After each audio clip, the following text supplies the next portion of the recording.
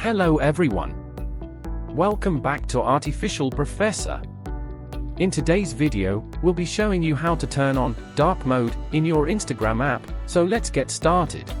First of all, launch the Instagram app on your mobile device and then tap on your profile picture or the profile icon at the bottom right corner to access your profile page.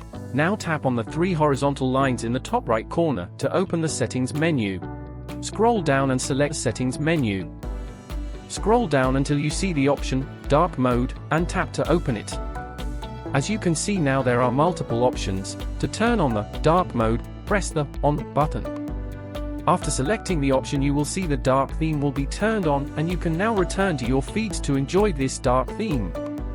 You can also turn on the dark mode for all your applications by just swiping down the control center and looking for the dark mode option. Note that every mobile device has its own settings for the dark mode, so you can find your own in the control center. That's it for today's tutorial, and if you found this tutorial helpful, give us a thumbs up and subscribe for more useful guides. Thanks for watching, and see you in the next video.